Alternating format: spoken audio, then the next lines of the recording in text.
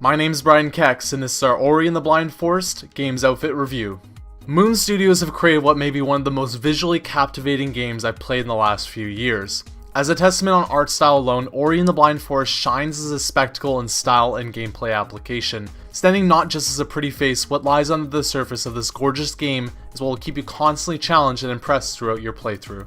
Ori and the Blind Forest is a challenging 2D platformer with a definitive focus on metroidvania progression. You play as Ori, a small guardian spirit that has fallen into the care of Naru, a large friendly bear-like creature. After an initial heartwarming opening, you must set forth into the forest as Ori in hopes of reversing a cataclysmic event.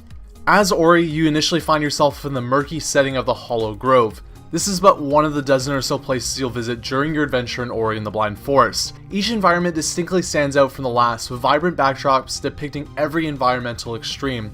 As one large map, Ori and the Blind Forest handles similarly to 2D Metroid games in progression and exploration. Each area offers a percentage of completion, with several collectible ability boosters out of reach initially. Collecting each and every upgrade within the many locales proves extremely useful to your playthrough, adding an extra layer of exploration and time spent while playing the game.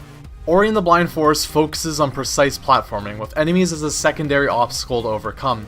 Early parts of Ori and the Blind Forest are relatively simple, giving each mechanic its limelight before moving on to the next.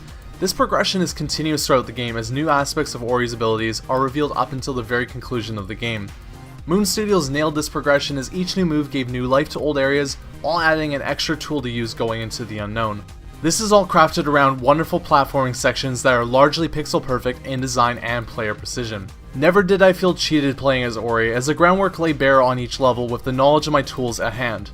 Every area you travel to in Ori and the Blind Forest uniquely challenges you while referencing past experience. The complexity only increases as you progress. What at first is simple jumping turns into bashing, gliding, climbing, and warping, which at most points are used all at once. With each skill slowly layered over time, these options are second nature in the moment and largely make you feel fantastic when you pull them off in succession.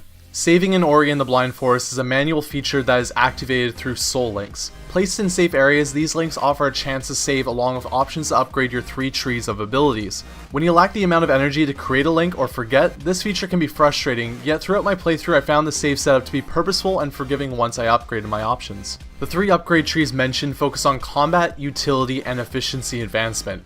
Each is tied to ability points which are collected through killing enemies and finding orbs throughout the environment. These are split into ability, life, and energy orbs, with the latter 2 upgrading your health and energy capacity. As the game's main collectible, finding these orbs is worthwhile to completing the game and offers reasons to go back to old areas with new abilities unlocked. Enemies similarly have a progression in both difficulty and player involvement that is fascinating to watch unfold.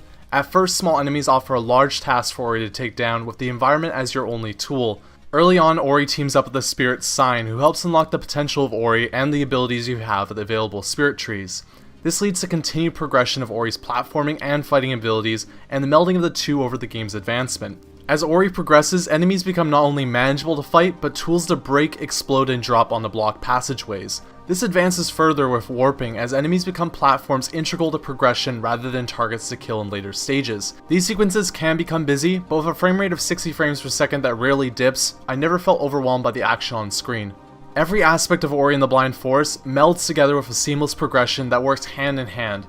Without these moments clicking, the awe wouldn't have struck, but Ori and the Blind Forest was consistently able to impress and improve over my playthrough. Tied together with the art and gameplay is a simple yet touching story that narratively grows throughout your time with the game. Small cutscenes add emotional purpose, while gameplay constantly references the events and progression of what is happening around you. From cutscene to gameplay, Ori and the Blind Forest is accompanied by a moving orchestral score that complements what you're experiencing throughout. With nods to Studio Ghibli and Disney animation, Ori and the Blind Forest tale pulls heartstrings with likable characters and a meaningful overlaying message.